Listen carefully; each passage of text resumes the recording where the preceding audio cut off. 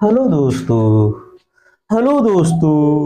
मैं शिवा सर आप सभी प्रिय विद्यार्थियों का अपने YouTube चैनल कुछ क्लासेस में स्वागत करता हूं।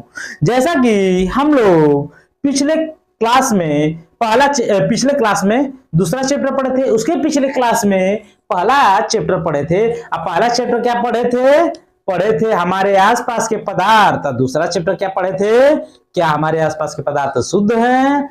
और आज की जो क्लास होने वाली है वो है परमाणु और अणु। जो आज की क्लास है ये क्या है, परमाणु और अणु। ठीक है, परमाणु और अणु को हम लोग पढ़ेंगे इस क्लास में। ठीक है, परमाणु और अणु, परमाणु और अणु को इस क्लास में हम लोग पढ़ेंगे। इसको इंग्लिश में लिख लीजिएगा। एटम्स होता है परमाणु का मतलब, ठीक है, और का मतलब एंड, और मॉलिक्यूल्स मतलब क्या होता है, अणु, मॉलिक्यूल्स। ठीक है, परमाणु का मतलब एटम्स और अणु का मतलब मॉलिक्यूल। आई होप आपको ये समझ में आ गया होगा। अब हम लोग चैप्टर की तरफ शुरुआत करने जा रहे हैं। तो सबसे पहले बेसिक बात समझिएगा कि क्या होता है परमाणु के बारे में प्राचीनतम मत और अवधारणा क्या क्या मतलब दार्शनिकों के द्वारा दिए गए थे। ठीक है, तो इसमें हम लोग ये जो चैप्टर है ये क्या है, चैप्टर नंबर ये है, चैप्टर ये थर्ड है। क्या है, थर्ड चैप्टर है और ये क्लास 9th का है। ठीक है, इसका है क्लास 9th का ये तीसरा चैप्टर है। ठीक है, आई होप आपको ये समझ में आ गया होगा। अब हम लोग क्लास को शुरू करते हैं और सबसे पहले पढ़ेंगे परमाणु के बारे में। ठीक है, परमाणु, ठीक है, परमाणु के बारे में प्राचीन मत और अवधारणा,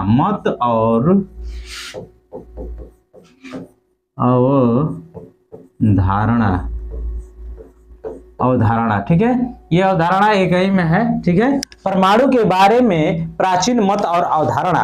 तो सबसे पहले परमाणु के बारे में प्राचीन मत और अवधारणा के बारे में सबसे पहले हम लोग क्या समझेंगे कि भारतीय दार्शनिक महर्षि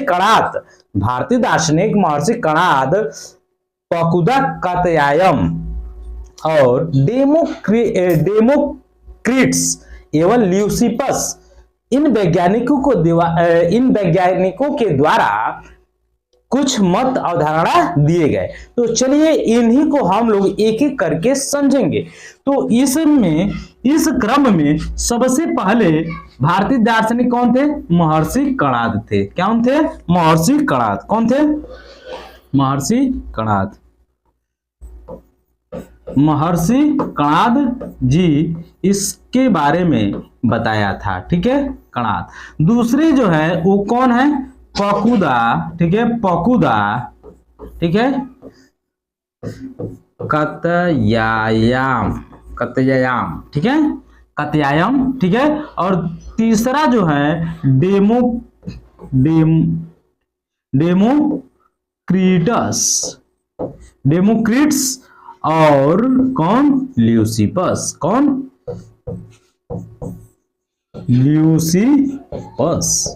ल्यूसिपस जी का बहुत ज्यादा योगदान नहीं था, ज्यादातर डेमोक्रिट्स ने इनके बारे में, परमाणु के बारे में बताया। तो देखिए ये हमारे भारतीय कुछ दार्शनिक हैं, ठीक है, जिन्होंने परमाणु के बारे में क्या किया था, बताया था। तो आइए एक एक करके हम इन लोगों के बारे में पढ़ते हैं। तो सबसे पहले परमाणु के बारे में जो प्राचीनतम मत और अवधारणा था वो किसने दिया, तो भारतीय दार्शनिक महर्षि कणाद के द्वारा ये दिया गया था। किसके द्वारा दिया गया था, भारतीय दार्शनिक, ध्यान दीजिएगा, भारतीय दार्शनिक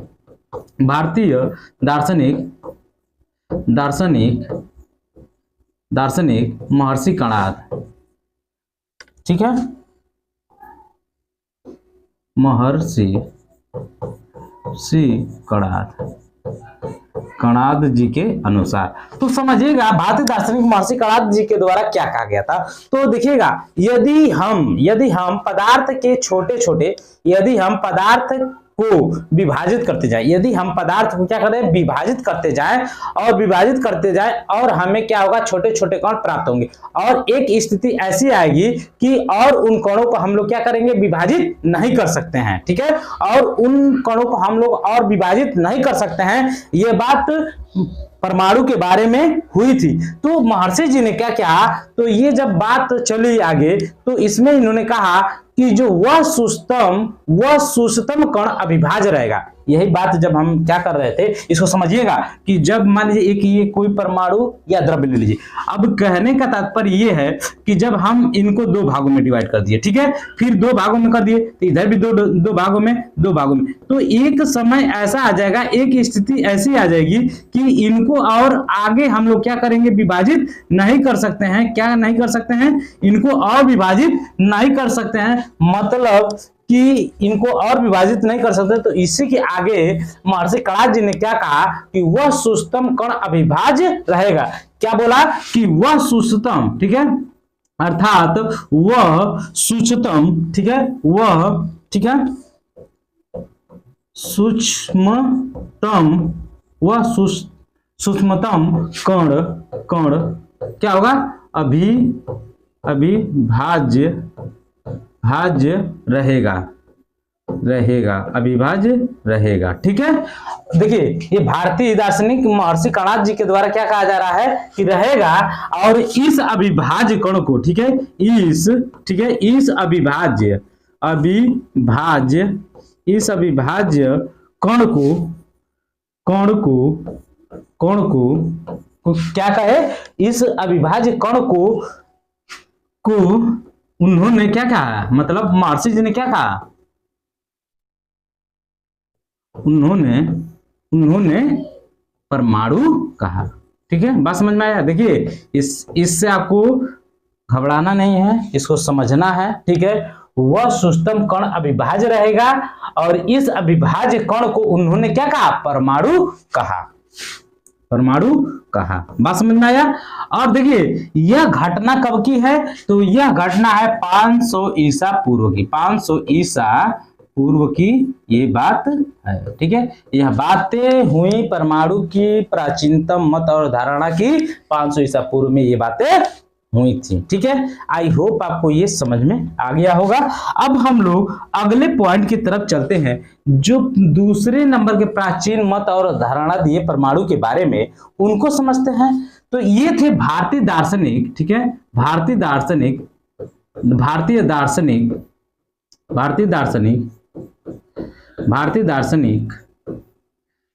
फकुदा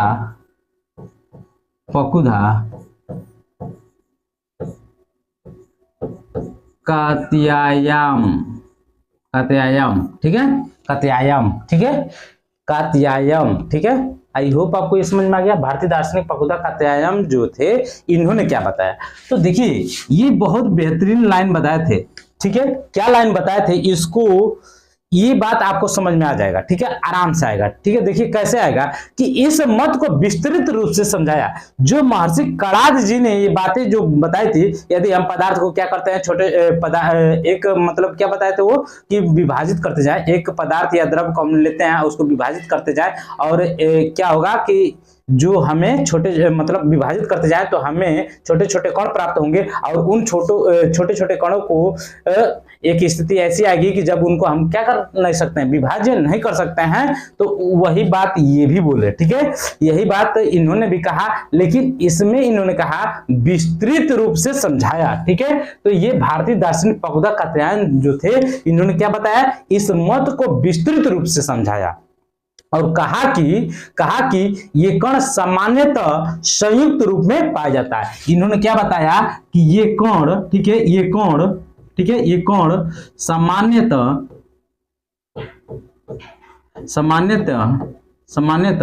ये कण सामान्यतः संयुक्त रूप में पाया जाता है, संयुक्त रूप में पाया जाता है। बात समझ में आया, पाया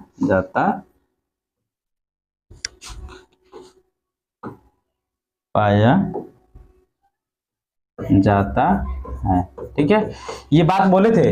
ये विस्तृत रूप से इस तथ्य को समझाए, क्या किए,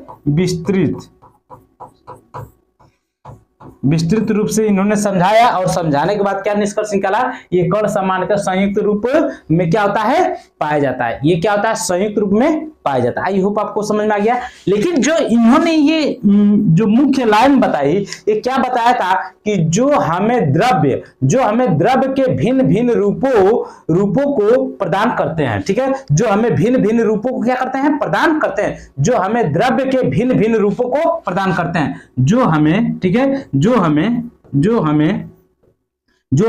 द्रव्य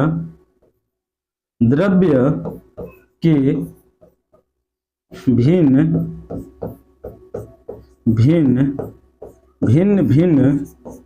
रूपों को, ठीक है, देखिएगा, जो हमें भिन्न भिन्न रूपों को क्या करता है, जो हमें भिन्न भिन्न रूपों को क्या करता है, प्रदान करते हैं, प्रदान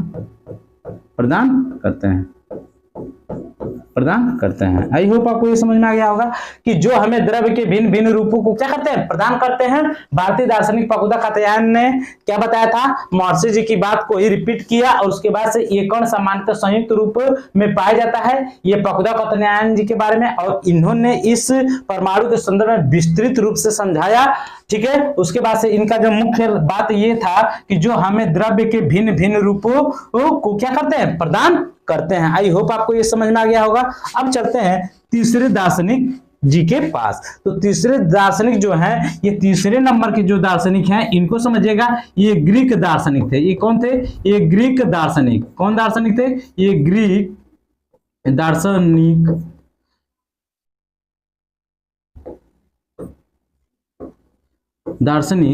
ग्रीक दार्शनिक कौन थे, डेमोक्रिटस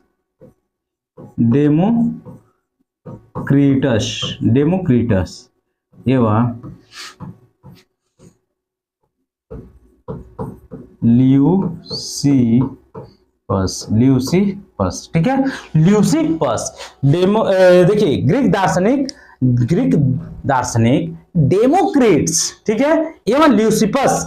तो इन्होंने क्या बताया, थोड़ा ध्यान दीजिएगा और समझिएगा। यदि हम द्रव्य को विभाजित करते जाएं, यदि हम द्रव्य को क्या करते जाएं, विभाजित करते जाएं, तो एक ऐसी स्थिति आएगी कि जब प्राप्त कण को पुनः विभाजित नहीं कर सकते हैं। यदि हम क्या कर सकते हैं, यदि हम द्रव्य को विभाजित करते जाएं, तो एक स्थिति ऐसी आएगी कि और उन कण को क्या किया नहीं जा सकता, पुनः विभाजित नहीं किया जा सकेगा। ठीक है, और उन कणों को क्या नहीं किया जा सकता, पुनः विभाजित नहीं किया जा सकता है। ठीक है, न किया जा सकता। मतलब इन्होंने महर्षि जी की बात का थोड़ा समर्थन किया। ठीक है, सेम टू सेम ये तीनों लोग एक ही बात बताए। तीनों लोग क्या किए, एक ही बात बताए। लेकिन इसमें खास बात किसने बताया, डेमोक्रिट्स ने बताया। तो आइए देखते हैं इनके बातों को। ठीक है, तो इन्होंने क्या बताया, डेमोक्रिट्स ने इन अविभाज्य कणों को परमाणु अर्थात विभाज्य कहा था। ठीक है, ये देखिए, ये जो डेमोक्रिट्स थे, ये क्या है थे डेमोक्रिट्स जी ने, तो इन अविभाज्य कणों को, ठीक है, इन अविभाज्य कणों को,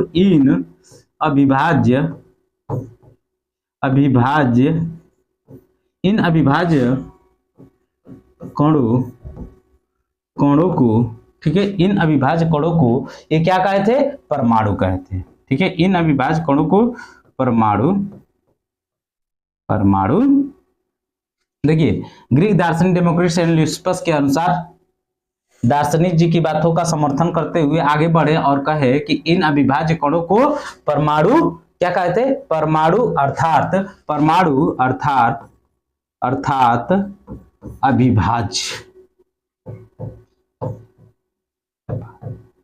अविभाज्य कहा था। ठीक है, कहा था। बात समझ में आ गया, ये क्लियर हो गया कि डेमोक्रिट्स के द्वारा इन अविभाज्य कणों को क्या कहा गया, परमाणु अर्थात अविभाज्य कहा गया। आई होप आपको ये समझ में आ गया होगा। ठीक है, अब थोड़ा सा चलते हैं इसके बारे में कुछ और फैक्ट को समझते हैं, डेमोक्रिट्स के द्वारा क्या कहा गया। तो देखिए, परमाणु शब्द यूनानी दार्शनिक डेमोक्रिट्स 460 से लेके 370 ईसा पूर्व में ये दिया था। ठीक है, बात समझ में आ गया कि क्या दिया था? परमाणु शब्द यूनानी दार्शनिक डेमोक्रिट्स 460 से लेकर 370 ईसा पूर्व में दिया था। ठीक है, तो ये सबसे पहली लाइन है, इसको समझिएगा। परमाणु शब्द, ठीक है, देखिएगा, परमाणु शब्द, ठीक है, परमाणु शब्द जो है, परमाणु शब्द यूनानी दार्शनिक, यूनानी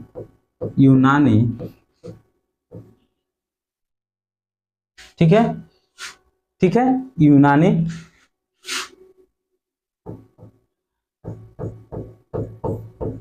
यूनानी दार्शनिक, ठीक है, यूनानी दार्शनिक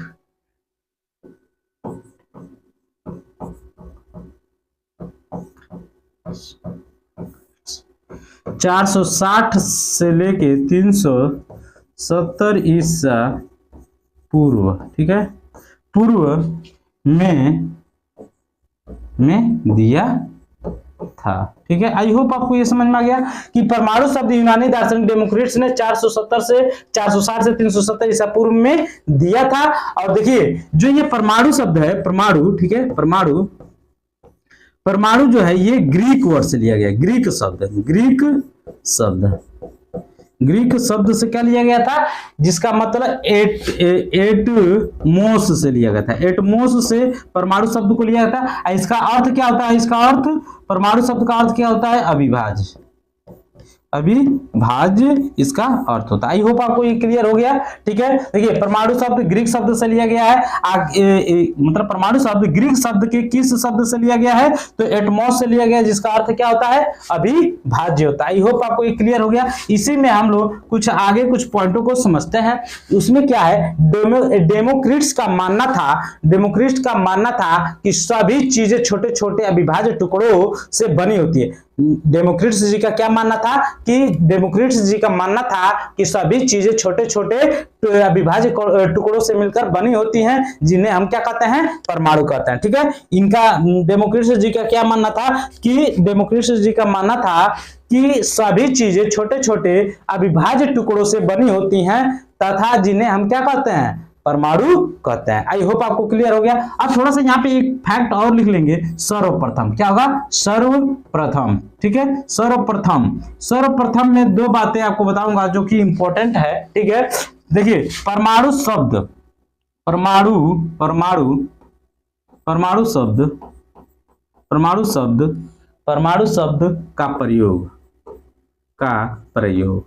परमाणु शब्द का प्रयोग सर्वप्रथम किसने किया?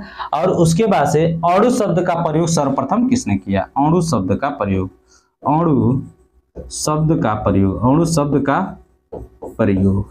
ठीक है, प्रयोग। देखिए जो परमाणु शब्द का प्रयोग जो जिस वैज्ञानिक ने किया था, वो किसने किया था? जॉन डाल्टन ने। किसने?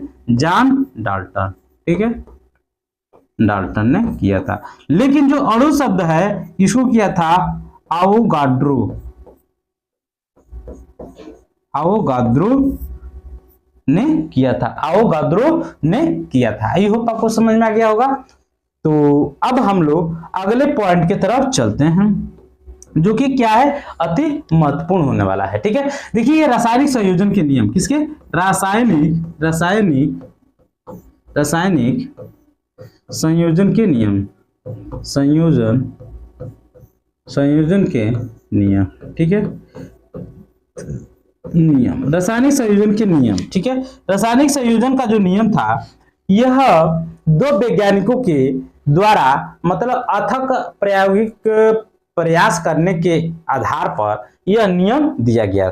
अब थोड़ा सा रासायनिक संयोजन के नियम को हम लोग समझते हैं कि देखिए रासायनिक संयोजन जो नियम था, यह तत्व अथवा यौगिक परस्पर संयोग करके नए यौगिकों का निर्माण करते हैं, जिन्हें हम लोग क्या कहते हैं? रासायनिक संयोजन के नियम कहते हैं। ठीक है, रासायनिक संयोजन का नियम क्या होता है? तो रासायनिक संयोजन का नियम ये होता है कि तत्व और यौगिक परस्पर संयोग करके नए यौगिकों का निर्माण करते हैं, उसे हम लोग क्या कहते हैं? रासायनिक संयोजन के नियम कहते हैं। आई होप आपको ये समझ में आ गया होगा। अब थोड़ा सा यहाँ पे दूसरा जो फैक्ट है उसको समझिए कि लेवासिए और प्राउस्ट के द्वारा दो नियमों का प्रतिपादन किया गया था। ये कैसे किया गया था? तो अधिक मतलब प्रायोगिक कार्यों के पश्चात रासायनिक संयोजन के दो नियम दिए गए थे। समझ में आया? तो देखिए रासायनिक संयोजन के दो नियम दिए गए थे। ठीक है, कितने नियम दिए गए थे रासायनिक संयोजन के? दो नियम दिए गए थे। इसको हम लोग यहाँ पे समझेंगे। तो सबसे पहले कि दो नियम, तो एक नियम दिया गया था यहाँ पे, ध्यान दीजिएगा, लेवासिए के द्वारा। किसके द्वारा? लेवासिए के द्वारा दिया गया था। ठीक है, और दूसरा जो नियम था ये दिया गया था जेएल प्राउस्ट के द्वारा। जेएल प्राउस्ट के द्वारा दिया गया था। प्राउस्ट के द्वारा दिया गया था। जो रासायनिक संयोजन के ये दो नियम दिए गए थे, तो पहला नियम दिया गया था लेवासिए के द्वारा और दूसरा नियम दिया गया था जेएल प्राउस्ट के द्वारा। तो जो लेवासिए के द्वारा जो ये नियम दिया गया था, तो ये नियम था द्रव्यमान संरक्षण का नियम। कौन सा नियम था? द्रव्यमान संरक्षण का नियम। द्रव्यमान संरक्षण का नियम। द्रव्यमान संरक्षण का नियम। ओके, इसको इंग्लिश में law of conservation of mass कहा जाता है। इसको क्या बोला जाता है? लॉ ऑफ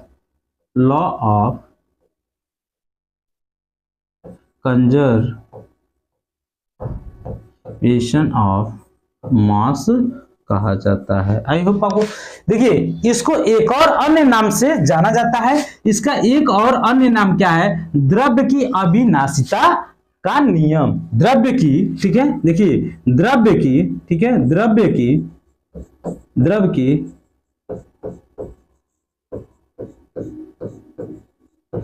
की अविनाशिता का नियम। ठीक है, नियम, ये इसको इंग्लिश में हम लोग बोलते हैं इनडेस्ट्रक्टिबिलिटी ऑफ मैटर। क्या बोलते हैं इसको? इन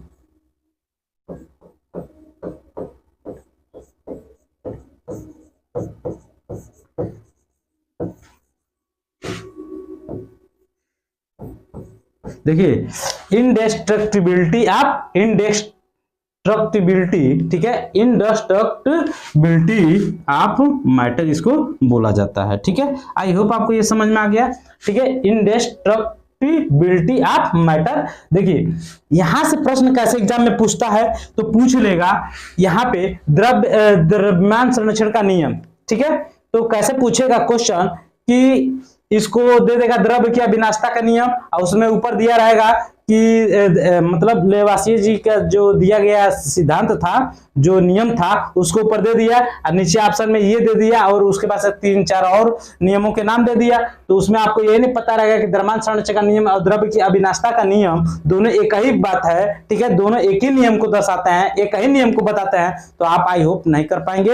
अगर यहाँ पे बेहतरीन तरीके से आप पढ़ रहे हैं, इस क्लास को अटेंड कर रहे हैं, तो ये क्वेश्चन आपसे मिस नहीं होने वाला है। तो आई होप आपको ये क्लियर हो गया होगा। अब देखिए जेएल प्राउस्ट के द्वारा भी दिया गया था ये नियम। तो सबसे पहला इन्होंने नियम क्या दिया था? स्थिर अनुपात का नियम। क्या दिया था? स्थिर अनुपात का नियम। स्थिर अनुपात का नियम। स्थिर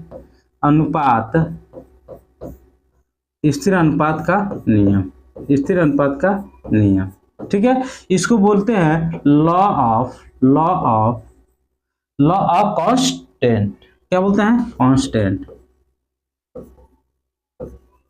इस नियम को भी एक अलग नाम से जाना जाता है। वह नियम क्या है? निश्चित अनुपात का नियम। क्या है? निश्चित अनुपात का नियम। निश्चित अनुपात का नियम। निश्चित अनुपात का नियम। निश्चित अनुपात का नियम। इसको इंग्लिश में क्या बोला जाता है? ध्यान दीजिएगा, लॉ ऑफ डिफिनिट प्रोपोर्शन। इसको क्या बोला जाता है? Law of definite proportion. Okay, ये समझ में आ गया। अब इसको हम लोग समझते हैं कि कि इस नियम में जो ये लेवासिए जी ने जो नियम दिया था, यह नियम क्या था। ठीक है, तो रासायनिक अभिक्रिया में द्रव्यमान का न तो सृजन होता है, किया जा सकता है, और न ही विनाश किया जा सकता है। तो इन्होंने क्या बताया था कि रासायनिक अभिक्रिया में द्रव्यमान का न तो सृजन किया जाता है और न ही विनाश किया जाता है। तो लिख लीजिए इसको। ठीक है, क्या लिखना है आपको, ध्यान दीजिएगा। रासायनिक अभिक्रिया में, ठीक है, रासायनिक अभिक्रिया में, रासायनिक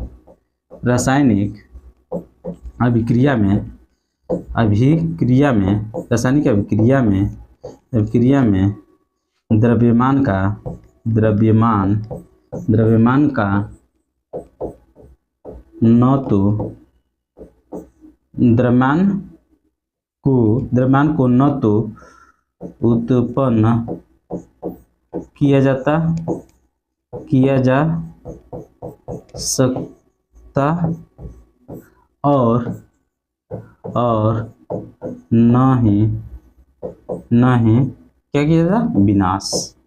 ये नियम लेवासियो जी के द्वारा दिया गया था। इन्होंने क्या बताया था, रासायनिक अभिक्रिया में द्रव्यमान को न तो उत्पन्न किया जा सकता और न ही विनाश किया जा सकता। रासायनिक अभिक्रिया में द्रव्यमान का न तो उसको उत्पन्न किया जा सकता है, न ही विनाश किया जा सकता। आई होप आपको ये समझ में आ गया। ठीक है, अब जो ये लॉ था जीएल प्राप्त के द्वारा दिया गया था, इसमें इन्होंने क्या कहा था किसी भी यौगिक में तत्व तो सदैव एक निश्चित द्रव्यमान के अनुपात में विद्यमान होते हैं। ध्यान दीजिएगा, इसमें कहा था किसी भी, ठीक है, किसी भी यौगिक में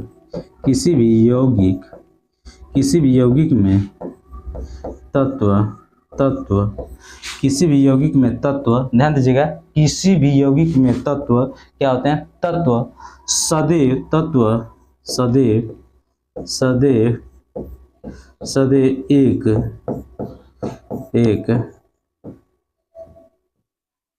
एक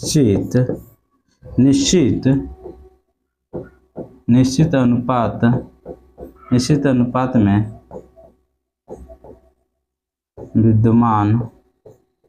विद्यमान रहता है। विद्यमान क्या होता है, होते हैं, विद्यमान होते हैं या रहते हैं। ठीक है, ध्यान दीजिए, किसी यौगिक में तत्व सदैव एक निश्चित अनुपात में क्या होते हैं, विद्यमान होते हैं। आई होप आपको ये समझ में आ गया होगा। एक बार और समझ लीजिए, किसी भी यौगिक में तत्व सदैव एक निश्चित द्रव्यमान के अनुपात में क्या होते हैं, विद्यमान होते हैं। आई होप आपको ये समझ में आ गया होगा। अब हम लोग चलते हैं अगले।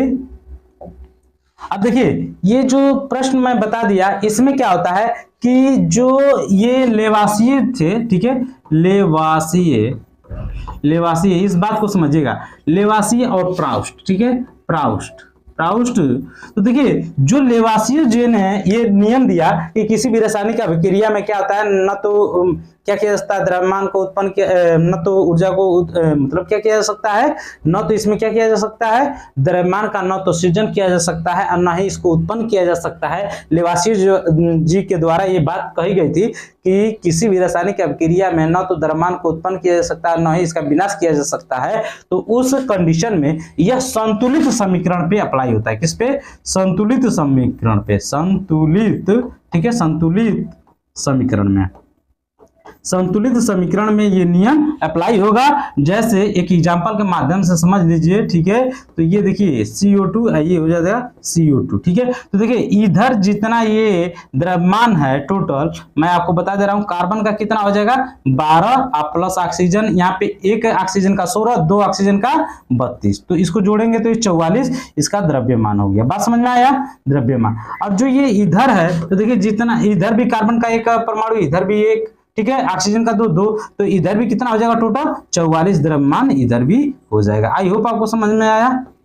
कि देखिए यही बात ये बताए थे लेवासियर जी कि किसी भी संतुलित समीकरण में जो समीकरण होगा उसमें अभिकारक और उत्पाद की जो द्रव्यमान होंगे वो दोनों क्या होंगे, समान होंगे। यह कब होगा, संतुलित समीकरण होगा तब होगा। ठीक है, जब प्राउस्ट जी ने क्या बताया था कि किसी भी यौगिक में जो उनके द्रव्यमानों का अनुपात जो होगा क्या होगा, स्थिर रहेगा। जैसे एग्जांपल के माध्यम से हम लोग समझ लेते हैं H2O को। तो देखिए यहाँ पे H2, तो यहाँ पे हाइड्रोजन और इसका ऑक्सीजन का रेशियो, तो यहाँ पे हाइड्रोजन के कितने हैं, 2 हैं। तो ठीक है, यहाँ पे 2 हैं, यहाँ पे 1 इसका है। तो एक हाइड्रोजन का हम लोग को पता है द्रव्यमान कितना होता है, 1 होता है। तो 2 का कितना हो जाएगा, 2 हो जाएगा। ठीक है, और यहाँ पे एक ऑक्सीजन है, तो एक ऑक्सीजन का द्रव्यमान कितना हो जाएगा, 16 हो जाएगा। तो यहाँ पे 2 रेशियो क्या हो जाएगा, 16। इसको काट देंगे तो 1 रेशियो 8 के अनुपात में आ जाएगा। इसी प्रकार से देखिए ये जो अभी दिया है कार्बन डाइऑक्साइड, ठीक है, इसमें समझ लेते हैं। तो कार्बन का जो परमाणु भार जो होता है, एक कार्बन का कितना होता है, 12। ठीक है, तो यहाँ पे 12। ठीक है, और यहाँ पे देखिए ऑक्सीजन का है, यहाँ पे 2 परमाणु है, तो एक परमाणु का आपको क्या पता है, 16, और 2 परमाणु का कितना हो जाएगा, 2 परमाणु का 32। तो यहाँ पे देख लीजिए हो जाएगा 12 रेशियो 32। ठीक है, इसको काट देंगे 4 से, तो 4 तिया 12 और 4 8 32। ठीक है, तो 3 और 8 का स्थिर अनुपात होगा। तो देखिए कार्बन डाइऑक्साइड यौगिक में तत्व की द्रव्यमान का अनुपात हमेशा क्या हो रहा है, स्थिर हो रहा है। यहाँ पे जल का जो यौगिक है, जल के यौगिक में तत्व का जो अनुपात है, ठीक है, द्रव्यमान का अनुपात, ये किसका अनुपात है, ये द्रव्यमान का अनुपात है। किसका है, द्रव्यमान का अनुपात है, द्रव्यमान का अनुपात ये द्रव्यमानों का अनुपात है, ये क्या है, स्थिर है। ठीक है, अब जल के यौगिक में कभी द्रव्यमान का अनुपात बदलेगा, ये हमेशा 1 रेशियो 8 ही होगा। कार्बन डाइऑक्साइड में द्रव्यमान का जो अनुपात है ये 3 रेशियो 8 ही होगा, ये बदलने वाला नहीं है। आई होप आपको ये समझ में आ गया। अब चलते हैं थोड़ा सा, यहाँ पे हम लोग लेवासियर जी के बारे में कुछ और फैक्ट को समझते हैं। लेवासियर जी को सबसे पहली बात कि इनको फादर ऑफ केमिस्ट्री कहा जाता है। ठीक है, लेवासियर जी को क्या बोला जाता है, फादर ऑफ केमिस्ट्री, मतलब आधुनिक रसायन विज्ञान के पिता कहा जाता है। आधुनिक, ठीक है, आधुनिक रसायन विज्ञान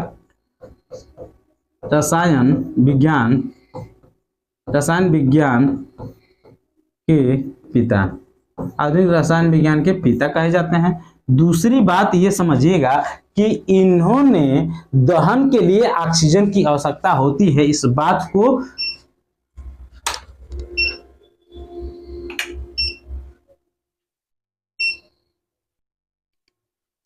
हाँ, तो यहां पे हम लोग थे आधुनिक रसायन विज्ञान के क्या कहे जाते हैं, ये पिता कहे जाते हैं। ठीक है, लेवासियर जी। और दहन की आवश्यकता, ठीक है,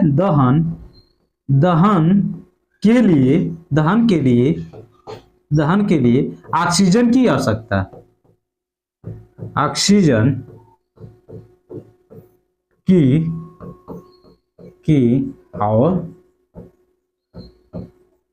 आवश्यकता होती है। ठीक है, इस बात की पुष्टि भी किसने किया था, लेवासियर जी ने। अगला जो पॉइंट है, ये ऑक्सीजन नाम भी दिया था, ऑक्सीजन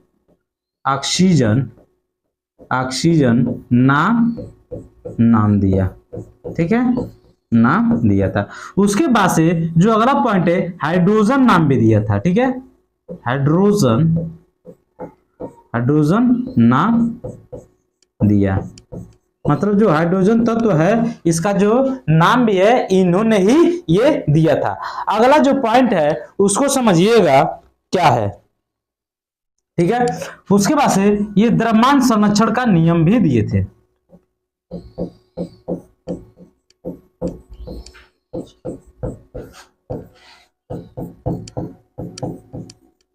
नियम प्रतिपादित किए, द्रव्यमान संरक्षण का नियम प्रतिपादित किए। अब देखिए जो ऑक्सीजन नाम तो इन्होंने दे दिया था, लेकिन जो ऑक्सीजन की खोज है वो 1774 में सीले और प्रिस्टले के द्वारा की गई थी। हाइड्रोजन जो नाम दिया लेवासियर ने, लेकिन इसका खोज जो है हेनरी कैवेंडिश के द्वारा किया गया था। आई होप आपको ये समझ गए होंगे। तो अब हम जल्द ही अगले क्लास में मिलते हैं, तब तक के लिए थैंक यू।